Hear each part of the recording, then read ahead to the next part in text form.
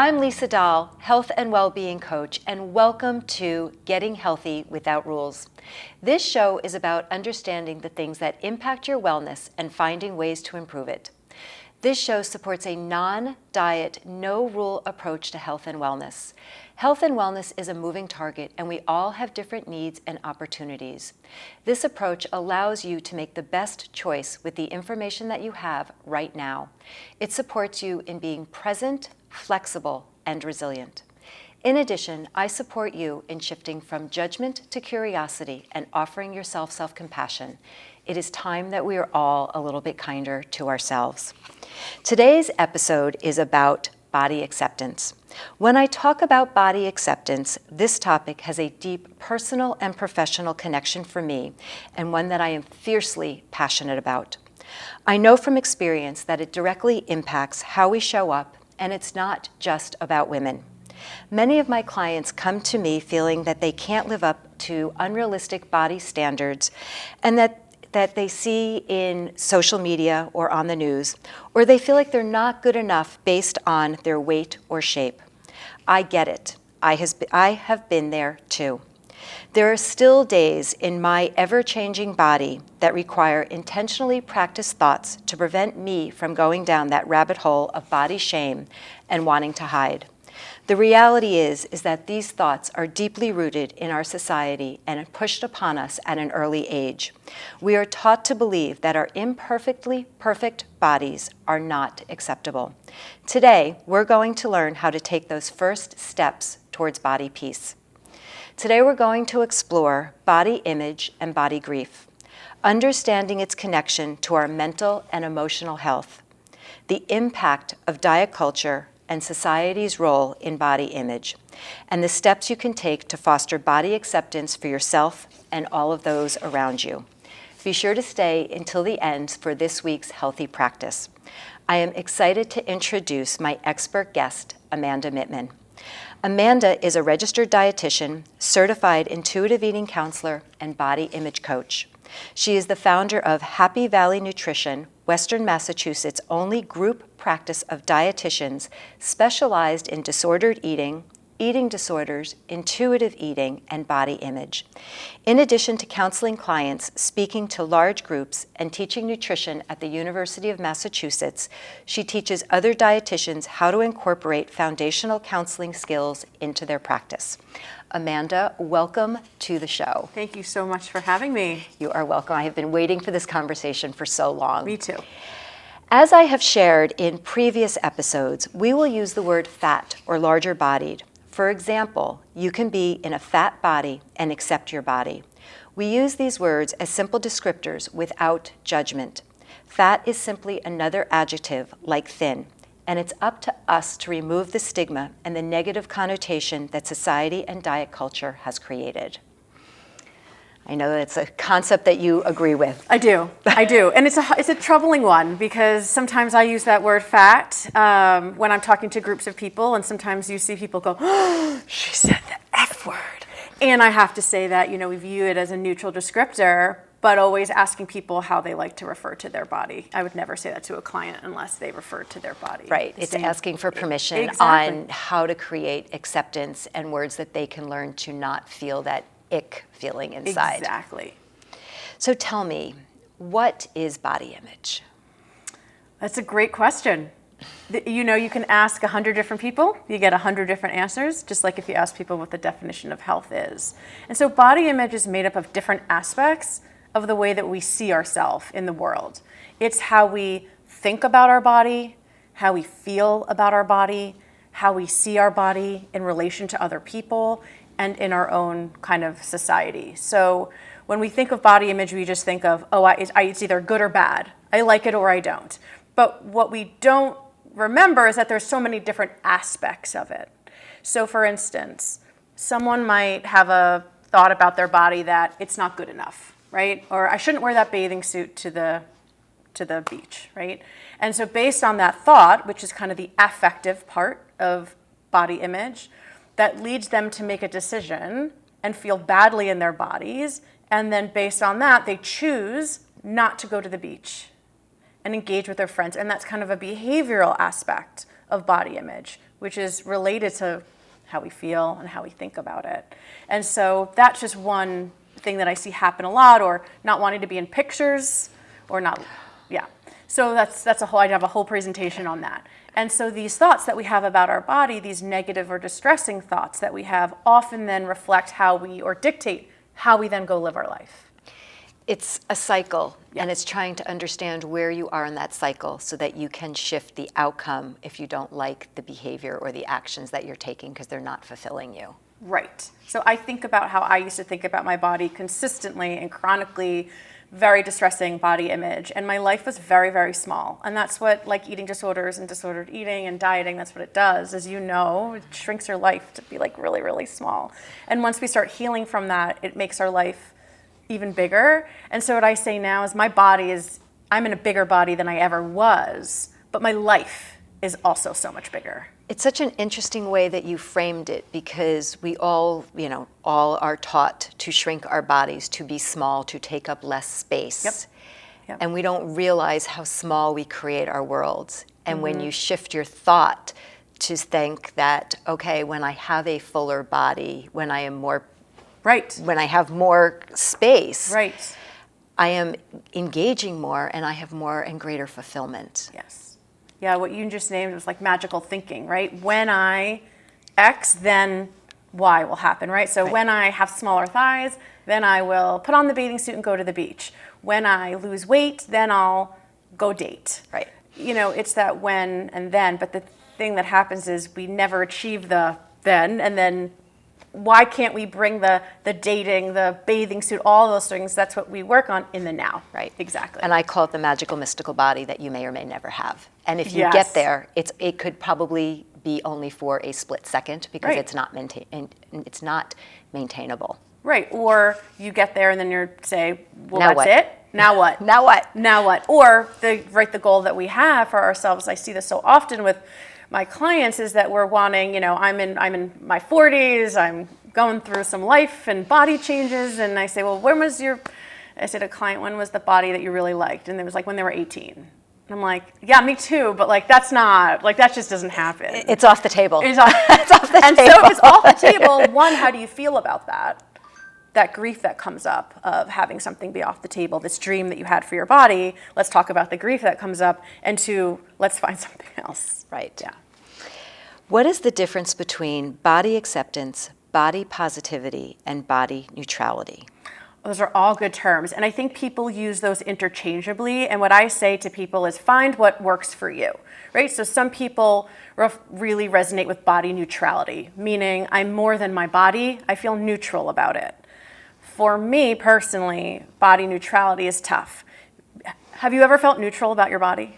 No. Right. I have very strong opinions, and I have to work on acceptance more than neutrality. Yes. Because I definitely have an opinion. Right. As much as I'd like to say I don't, I do. And you are just like everybody else. Absolutely. Because it's so hard to be neutral about anything. And so to ask somebody, hey, your goal is to feel neutral about your body, not have one thought one way or the other, that's a lot to ask, and I don't really see that happening. So I tend to shelve body neutrality. However, if that speaks to someone, go ahead, you're not hurting anybody. Body positivity, so BOPO, like the body positivity movement, I think that it can also be troubling sometimes because, we see you gotta love your body. Do you love your body all the time? Absolutely not. Right. Neither do I. And we do this work. We do this all the time, and the answer is no. Right. And so I think, sometimes I use the word body positivity, but for me in my mind, there's a little bit of this, in order to be body positive, you have to love yourself all the time. The other thing about body positivity movement is that it was a movement that was started by fat activists and kind of co-opted by smaller, thinner, white women. And sometimes I think of the Dove ads, right? Not bad and wrong, but just it's not what it was really intended to. It's limiting. Right. And we kind of forget how it started. And so body love, right? People say, you gotta love your body. And when I say to my clients, I'm like, you don't. And they're like, what? I'm like, you don't ever have to love your body. I don't love my body. There'd be lots of things I wish that were different, but I can accept where I am in my here and now body. Yes. And so when we understand that body love isn't the goal, and perhaps it's however it sounds to you, body respect, body understanding, body liberation, body acceptance, when that's the goal, it changes because we can achieve that at any size. Right. And it's about autonomy. Right. What word resonates with you? Right. Because you might hear this word and it has a negative connotation for something, or you think it's never attainable. Exactly. And if it's not obtainable, you can't reach a goal that you don't believe in. You have to be attached to a goal. Right. You have to feel it inside Right. to have the best result.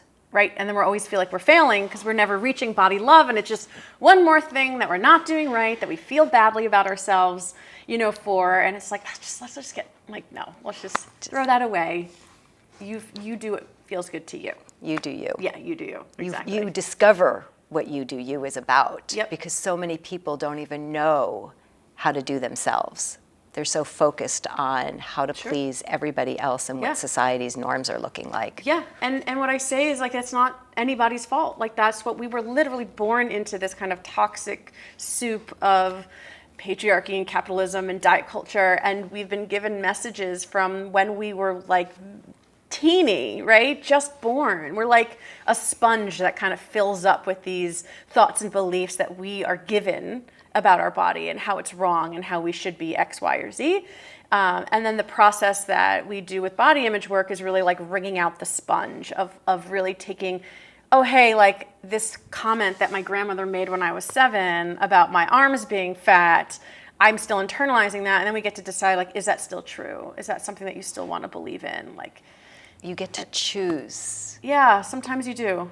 Takes a while to understand that you get to choose and you get to choose. Yeah. What helped you become so interested in the body image work? We teach what you need, right? So this has been my story for a very long time. And it's on my website, so I'm very open about it because I think it's really important for me to talk about this because most people, you were talking about loneliness before. Yes. That people are feeling very lonely and disconnected. And I will say that when I talk to people and speak to people, everyone's feeling very lonely and sad about their bodies, and nobody's really talking about it. And so I like to just bring it to the forefront and be it is very hard to have a body. I grew up, very lucky to have a wonderful childhood, but one in which, if you looked different or were bigger or larger, that wasn't really, you wanted to kind of stay in line with everybody. And so I put so much pressure on myself to maintain a smaller body, and that led to disordered eating and other really not so fun things. And so me kind of stepping into what my body looks like now, which might not be a conventional, right? A conventionally, either healthy, right? I'm using... And what does health mean? What is health? Or accepted. As I said before, I'm kind of living my best life in this larger body. And so that's why this work feels so important, because I had to do my own work first.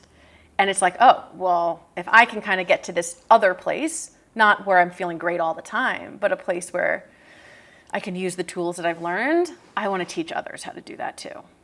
Yeah. And I think that's a common way that we all land here. Yep. I know when I shifted from my former career of catering, I was always around food, and I was the diet queen. I'd been dieting since I'm 12, 13 years old. Right.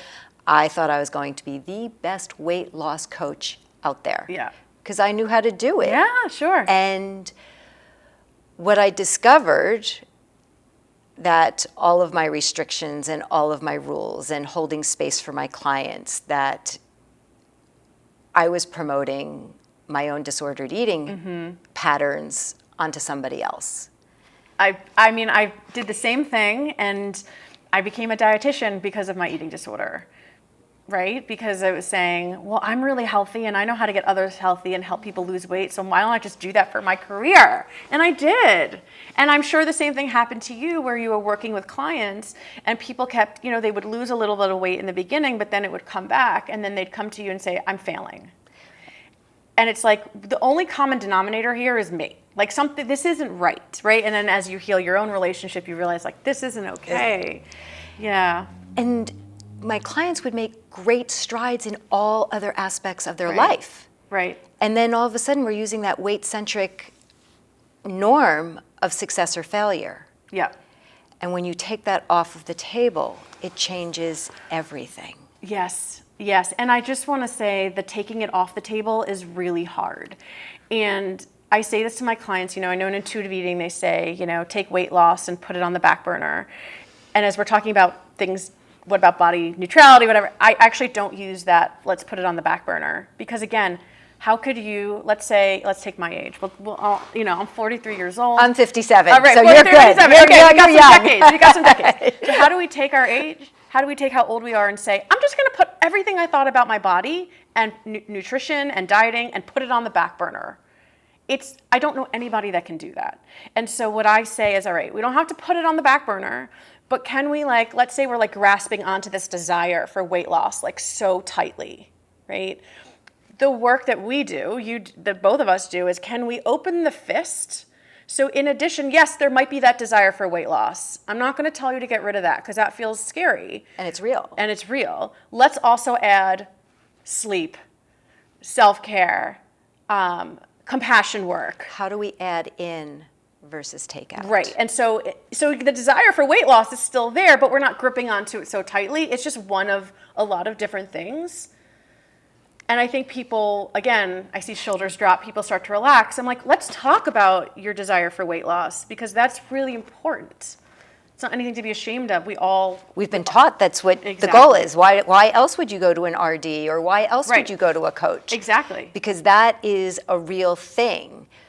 We get lost in all of our other thoughts, but the weight loss we can connect to because yes. everybody else wants it too. Of course, and it has worked in the past. We wouldn't until keep it doesn't. Until it doesn't. Until we it wouldn't doesn't. keep doing it at that honeymoon period. Right. So yeah. Yes. Yeah. So can you explain the concept of body image and its impact on our overall well-being? And I think we've touched on it bits and pieces. I mean, it does a doozy to our overall well-being. Right? I think I can only speak for myself and what I see in my clients, but until I really started to have a lot of compassion for myself and my body, only then did the pieces kind of start clicking. So you could be successful and do things in other areas, but if you're feeling so lousy about yourself and you're feeling, and that's tied into feelings of unworthiness or I'm not good enough or no one's going to like me. And at the end of when you follow that thread, you pull that thread at the end is I'm going to be alone and die and nobody's going to love me. That's all related to body image as well. Cause that's, our bodies are our best scapegoat and we know how to hate our bodies really, really well. And we make sure that we have plans to meet with our friends yep. and talk about how much we dislike our bodies yeah. or our newest diets. How do we switch that conversation? Because that's something that I talk about yeah. a lot yeah. on how do you set boundaries that you don't all go down that rabbit hole of connectedness yes. on body hate. That's hard. That's hard, especially if you're the one doing it. If you're the squeaky wheel, being we used to talk about how big our butt looked in jeans, and we're not going to do that anymore. It does. It takes courageousness and bravery to say, I'm not having those conversations anymore. I'm doing something a little different. And it's yeah. hard. Yeah. And we often use the word heavy. Mm-hmm. So no matter what size body you are in, somebody says, well, I feel heavy. Mm-hmm. How do you deal with that comment? One of the things, and I know you know this because they taught us this in intuitive eating, is fat and heavy are not feelings. Right? And so where else in your life are you feeling heavy? So this is kind of a perfect dovetail to what I was talking about our body is the biggest scapegoat. Because right. when people are feeling or when our body image, distressing body image tends to start rising, the first question I always ask is, where else are you feeling distress in your life? And so often there's something else going on, right? Something that we feel out of control with or whatnot. But the body's the best place to put it because we know how to hate our body so well. And so when someone says, I feel fat, I'm like, it's not a feeling. Let's talk about what you really are feeling in your body. And let's also talk, there's other things to kind of talk about in that conversation, but it's the distress often that people are feeling about their body size that then kind of permeates into other aspects of their life. And it's such a common phrase. I would say almost every one of my clients will have that statement at some point and sometime. Yeah. And it's hard to help them understand. Intellectually, they understand that it is not that it is. It's not a good feeling. It's not so a good fat feeling. Equals bad, right? Like I feel fat. It's like that's a bad thing, right? Which is part of our reclamation of the word fat. Of it's not to be used that way. Right. Yeah. How do we shift that? Yeah. What about its impact on the other interconnected areas of our life, such as our relationships, happiness, and our overall self-esteem? Direct.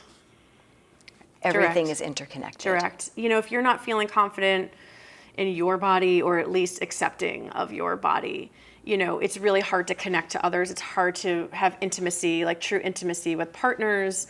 Our self-esteem, of course, is wrapped up in that. I really think, and again, I can speak from experience, that when I was feeling so awful about my body all the time, everything else was suffering. I thought it was fine, but it really wasn't when I look back. Right. How do you get to that point where you are really willing and ready to unpack those bags? I think sometimes there's a rock bottom you kind of have to hit of like, this diet isn't working anymore. It's like a frustration of like, I'm just going to throw up my hands. Like I can't do it anymore. And then that feeling though of, well, if I can't do it anymore, I'm giving up. Oh, sure. Yeah. If you're not dieting or not engaging in that sort of stuff, I'm giving up. And then well, she doesn't care anymore. It doesn't matter. Yeah. How do we help create new thoughts that there is another way, that you're not giving up, you're just choosing a different path? Values. Really checking in with what your values in life are. If one of your values is to fit in and to be thin, like I'm not judging anybody's values, but that's a value. But if one of your values is, family or friendships or connection with others, really think about how your actions are aligning with your values. So I always like to go back and we do that sort of work with people of like, what do you want in life? What do you value? And is this aligning? And if not, let's talk about it. It's so complicated. It's very complicated. It's not a quick fix. It's long work. It's long work over time, and best always done with a mental health professional or a therapist and a team, because you're kind of pulling apart and unpacking things from childhood, from now, painful memories, trauma. So it's really important that when you do this work, you're doing it with trauma-informed individuals, a therapist, or someone that can have these conversations. Absolutely. As well. Yeah. What strategies can individuals use to enhance their body image and mental well-being? Okay, that's a good question. One of the things, we were saying this before about how everybody hates seeing themselves in pictures. Take more pictures. You don't have to show them to anybody. But what happens is we're so not used to seeing what our body looks like reflected back at us that's not in a mirror, that one of the things that you can do is like take a bunch of selfies. Look at what you look like when you're sitting, from the right side, from the left side. Because once you start to habituate yourself to like, oh, this is what I look like, you might not like it, but it doesn't then present that like, you desensitize yourself. Exactly. So that's and everybody is like, no, I don't want to do it. And like they roll their eyes at me. I'm like, hey, you don't have to. I just know that when I see myself more and more in pictures, I'm like, okay, like that's what I look like, but I'm not like going down. You don't go down the rabbit hole. Right. So taking pictures, like what you said, setting boundaries with family and friends. Like I don't talk about my body anymore. Hey, I'm trying out this like intuitive eating thing. And don't you talk about my body. Right. That's a big one.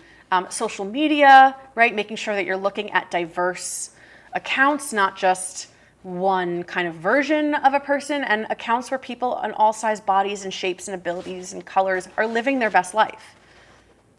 It makes a difference. Yeah. So tell me, what is the connection between intuitive eating and body acceptance? Well, one of the principles in intuitive eating is, what is it? Body respect. Body respect. I don't remember the exact language that they use, but it's one of the principles. Right. One of the principles is about, I think it's principle 8, respecting your body. Right. Because when you respect your body, you are more apt to take better self-care. Right. And it really focuses on like removing that judgment, coming in with curiosity, bringing kindness, all of those things coming together. And they go hand in hand. It's not one or the other. Right. And you don't have to practice intuitive eating perfectly, because nobody practices intuitive eating perfectly, to be able to create that acceptance and respect on your body. And as we start to change our relationship with food, we're ultimately changing the relationship with our body as well. And, intuitive eating as a self-care framework, it's like self-care, whatever it looks like to you. Maybe you're someone who needs to stop moving their body. Maybe someone who needs to, do stretching instead of running. Or maybe you're someone who needs to, eat more fun, delicious foods. Permission to eat food. And also maybe you need to start talking a little bit kinder towards yourself, developing that compassion piece, which is a practice. And that's a really hard thing. It's, here's that negative thought. What are several kind thoughts that you can use to counteract so that you start to practice the more kinder, positive language? Yep. And finding a community, that was something that just came to my mind. It's finding other people who are doing this as well. There's tons of Facebook groups, and through social media, people are doing programs of finding other people who are kind of on the same journey. That's how I did it, because you're still going to be, if you decide to, you could be on your own little island. You're going to be on your own little island. We're still swimming in like shark-infested diet culture waters. That's never going to go away. In fact, it's even getting a little more insidious with wellness culture and all those sorts of things. But finding other people, it's one of the best things that you can do. Community, connection, education, support. Yep. And they all go hand in hand. Yep. Especially, 40s, 50s, we're undoing 30, 40 years of information. Oh, yeah. That's not done in an 8-week course. It is a stepping stone to healing that relationship, and it takes continued time and effort and practice. It's my coach, Bree Campos, Body Image with Bree. She's amazing, and she calls this, we always think of things as a sprint. This isn't a sprint, this is a dig down. So it's an archaeological dig down, right? And so we're digging in the earth, and we're like, oop, here's the comment my grandma made when I was 7, and we keep digging down. Here's like the fact that I don't like to see myself in pictures, right? So we're constantly digging down. You never stop. And so this work never ends. It's constant. It's constant. So tell me, Yeah. body grief. Okay. Yes. So we don't talk about grief a lot when it comes to the body, right? And so I think this goes into a little bit of the body positivity or body neutrality aspect, where we're like, okay, just be okay with things, right? Like a little bit of toxic positivity. Right. We're always trying to, as coaches, as counselors, we're focusing on pulling out the positive. Exactly. Because that, positivity creates future positivity. Those are all the principles. That's what we're taught to do. Yep. And then there's Bree, who I follow and, don't know intimately, and is all about digging in and sitting in the muck with body grief. So grief is so think about how we grieve in this country, right? Let's say you're working at a job and someone dies that's close to you. How many days you get off? Maybe 1 or 2. And if it's a parent, maybe up to 5. And then you're expected to go back to work. Put on the happy face. Let's go. But you're still grieving. And so it's the same with our bodies, right? So we talked about before, an 18-year-old body to a 40 or 50-year-old body, very different in many ways. Obviously. And so there is grief, sadness, discomfort, distress, that comes up. And I think what the body positivity movement does a really bad job of is not honoring that, of saying like, just love it, just love yourself. That's gaslighting. You can't go from body hate to body love. Right. So maybe we go from body hatred to body dislike, or body dislike to just tolerate. Right. And so that's kind of where we're hanging out. But a lot of my work is sitting with people and being like, yeah, this really sucks. This is really hard. This Acknowledging is really the grief. hard to have. And that's what I have to do with myself. Of like, there are moments of grief, and I'm like, or when like, pants from last summer don't fit, or things are changing. And I'm like, I don't know what's happening. It feels so out of my control. It's, all right, I'm going to let myself feel how I need to feel. Good to have coping we talk about coping and coping behaviors while you're kind of going through that grief, but grief is a part of body image work. And if you're feeling badly about your body, that's okay. There are going to be moments where it's really healthy to do so. It's acknowledging it. Yes. When you can acknowledge it, it helps on the path to acceptance. Yes, right, exactly. So grief is a part of life, and I think people really like to say, like to hear the fact that it's okay. It's okay. Exactly. And just in the same example, when you're grieving the loss of a loved one, it's not linear. Right. It shows up at different ways, like, oh, I've been doing really great, I've been feeling really well, I've been engaged. And this morning I woke up and I just couldn't function. Like the grief was heavy. Yeah. And and I know it's the same way when we are grieving our bodies. Yeah. And another thing to ask again is what else is happening in life that's going on at the same time. What's the trigger? What's the trigger? And then also for women who are still menstruating, like their cycles are really, it's connected to their cycles a lot as well. And so we typically find that people's distressing body image kind of peaks, and so we're like, let's be on the lookout. This is going to come up. And so people just start to know, oh, this is a pattern that I have. Every month this comes up. Okay. And then it kind of like diffuses it a little bit because we can expect it and just apply extra compassion and self-care. How do you support the client who says, I want to lose weight because I will look better in my clothes. I'd feel better, be more confident. Sure. Yeah, that could all be true. And what we have to think about is, what is that person's history, right? If they have a history of disordered eating or an eating disorder. The other question is what is that going to take? That's a huge question. What is that going to take to get to this? And what are you willing to give up? Mm-hmm. And how long can you give it up for? Because that dam eventually breaks. And then what? Yeah, and this happens all the time. And, people have their own body autonomy. And we're not I have respect for people who want to do that as well. That's okay. Right. We're not the body police. Definitely on the best way. Absolutely not. And I've had clients I've worked with, and they're like, you know what, I really need to do this. And I'm like, do it, please go. And a lot of times they come back and they say, it didn't work. And so for those people, it's like, what is this going to take? How does this align with your values? What is it going to give you? Right? And a lot of times they say, well, in the past, it gave me this. Well, is that still true? It's always checking in. What are you thinking? What are you feeling? What do you need? Yep. What's going to make a difference for you right now? Are there strategies or practices that you recommend to help individuals cultivate body acceptance in their changing bodies? Yeah, I think we spoke about a few of them. One is community.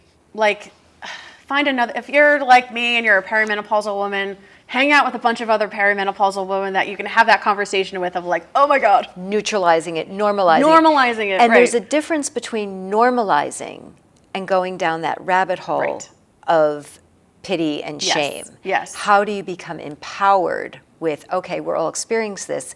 What do we need to do to shift to move to that positive spot? In addition to acknowledging the stress, the distress, the grief. Exactly. And another thing I said, just to give yourself a break. There's a concept.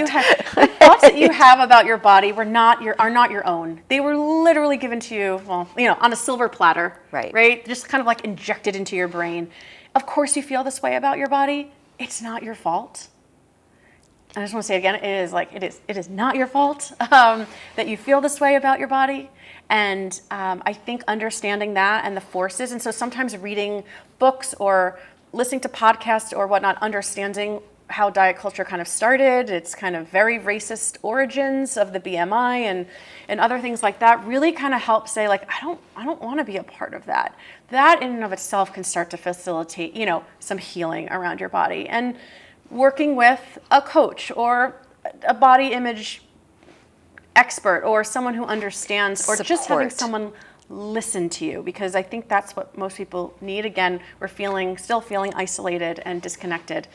Just to have somebody else to listen. Being heard is priceless. Yep. How do you help your clients measure and track their progress towards body acceptance? Ooh, that's a good question. I don't have a specific scale, and I don't have intuitive eating has a great assessment where you can say, how are you in the beginning and how are you at the end? But I think we check in more about goals and, maybe small things of like, I want to go to the beach in the bathing suit, or I'm nervous to fly on the plane. I need 2 seats, and we work on it and they decide to fly, or kind of make decisions and start to live life with their body. They're hard. They're hard. And then the other thing also is, how long are you sitting in body image distress? So if it was like weeks beforehand, maybe instead of weeks, it's a week. And instead of a week, it's maybe a couple days. And maybe for a couple days, right, it's moments, right? So how is we internalizing this work? So I have clients that say, I was with my mom and she's really triggering and she said this comment, but like, I was like, you can't talk to me like that. And I walked out and like, I was fine. I'm like, well, you can't measure that. That's the win. That's the win, That's right? the Or win. like, wow, I ate a brownie, right? With intuitive eating, like I ate a brownie, it was delicious and I had no feelings of guilt and I moved on, right? And it was satisfying. It's beautiful. I mean, that's why I stay in the work. I mean, those moments, and you've had them personally, it's the same with myself. Oh, it just brings you so much joy. Yeah, it does. When you see those steps. Yeah. Or my client will come in and they'll say, well, like I didn't do this. The only thing that I did was I noticed this, I noticed this, I noticed this, and I noticed that. Like that's it. The only thing. That's what the whole thing is about. Yeah. It is not about checking the boxes of doing X, Y, Z. Absolutely It is creating awareness, noticing your thoughts, noticing your actions, Yes. noticing that maybe you chose to do X. From that experience, next time you say, well, I'm going to choose Y next time because this is how I want to feel. This is how I want to show up. This is how I want to be. I love that. Like I always ask, like, how do you want to feel at the end of this? Yeah. That's great. That's great. So before you tell us about this week's practice, are there any other words of wisdom you'd like to share? Oh, I want to reiterate that how you feel about your body, again, is not your fault.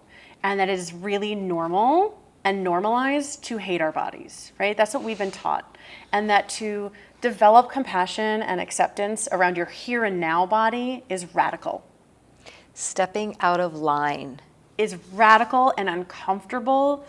And I see you. And if you're not ready to do it, that's okay too. Because I stopped and started many times before. I think most of us do. It's not a linear journey. It's not. And so if you could just be like 1% kinder to yourself, that even that 1% shift makes a huge difference. And so just try and be kind. It's priceless words.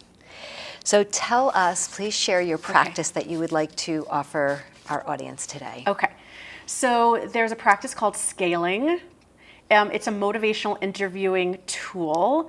And so I use this with my clients on a scale of 1 to 10 or 1 to 5. You pick your numbers. On a scale of 1 to 5, how does this feel to you? Would you like to have this conversation, right? So I always get to know where my clients are kind of in session. And I always want to make sure we're not pushing past boundaries that don't feel good.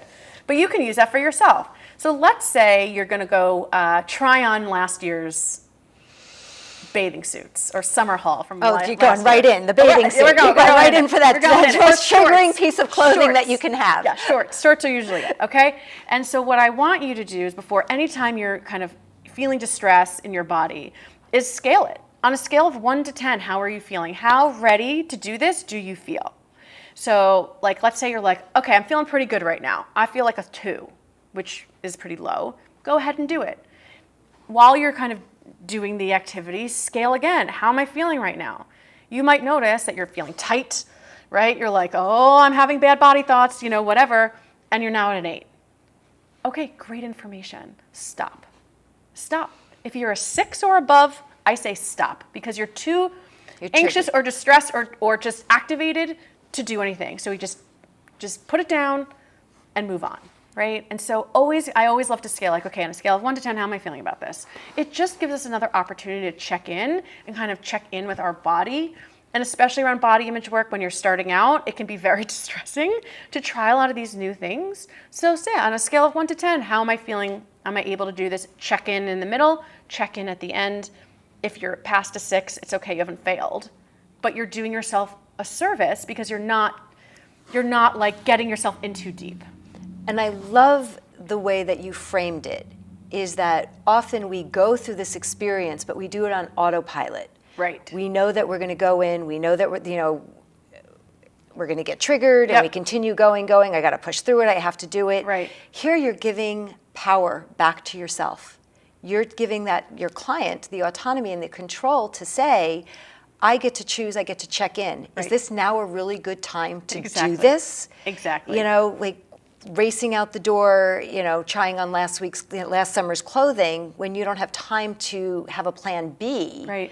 It's probably not the best time. Probably not the best time. And you can use this also really quickly with looking at pictures. So maybe you see yourself in a photo and you're like, oh man, that's not good. And so you can scale it. Like that feels like an 8, seeing myself in that picture.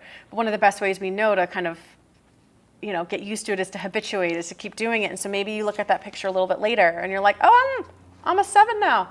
And then maybe you look at it again, you're like, I actually feel like a solid 5 on this. And for people to connect, to know how they're Yes. feeling, because people are so disconnected. Yep. It gives them another tool to be able to self-regulate. Yes. Yes. That's fantastic. So thank you for you. being my guest today. Today we have learned about body image, walking through body grief, and how to take steps to begin to heal your relationship between self and body. If you are looking to continue the conversation, please join me for my monthly office hours or curated conversations, as well as you can email me with questions, suggestions, thoughts of who you would like to see as a guest. And please join me for my next episode of Getting Healthy Without Rules.